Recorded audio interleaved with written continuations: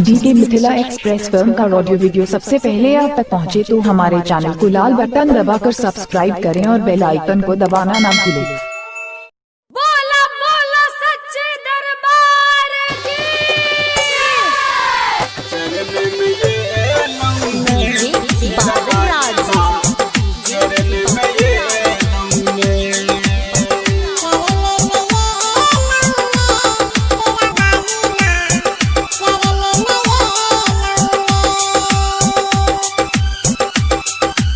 Music by नौनीत राजा।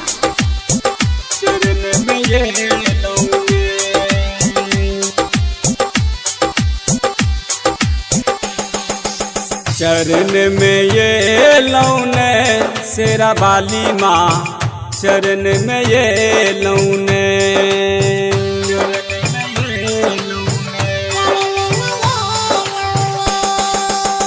चरण में ये लौने शेरा वाली माँ, चरण में ये लौने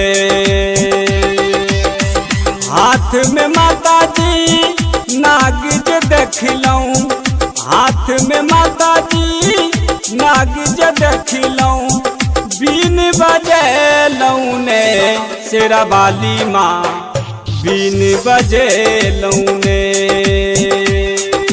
चरण में ये लौने जोता वाली माँ, दर्शन पे लौने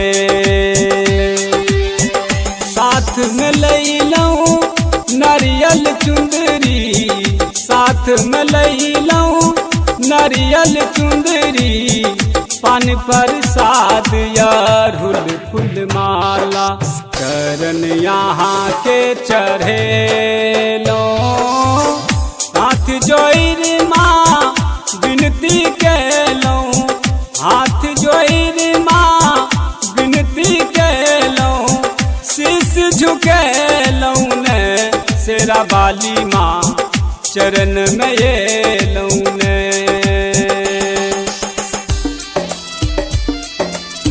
म्यूजिक बाय नौनीत राजा।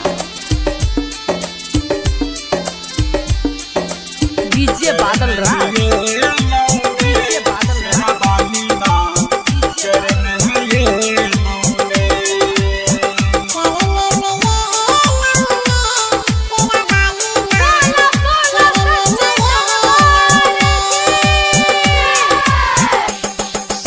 अहाँ छियै संसार के माता हो, अहाँ छियै संसार के माता हो, अहाँ छियै संसार के माता हो, अहीं दुर्गा छी अहीं काली छी, अहीं 10 भुजा वाली माई छी, अहाँ के तीनू लोक में माता, अहाँ के तीनू लोक में माता, होई छै जय जयकार शेरा वाली माँ, होई छै जय जयकार चरण में ये लौने शेरा वाली माँ, दर्शन पे लौने चरण में ये लौने शेरा वाली माँ, दर्शन पे लौने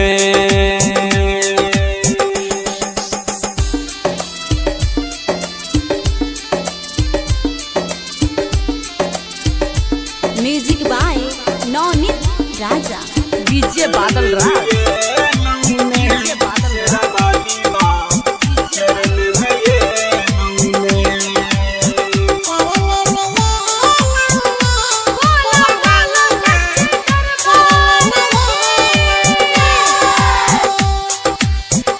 जोगिंदर जोशीला भजन गावैया, गब गब के माँ के मनावैया, गब गब के माँ के मनावैया, जोगिंदर जोशीला भजन गावैया, गब गब के माँ के मनावैया, दर्शन दियौ हे महारानी, दर्शन दियौ हे महारानी, शेरा वाली माँ चरण परई छीने। चरण में ये लऊं ने शेरा वाली माँ चरण में ये लऊं मैं।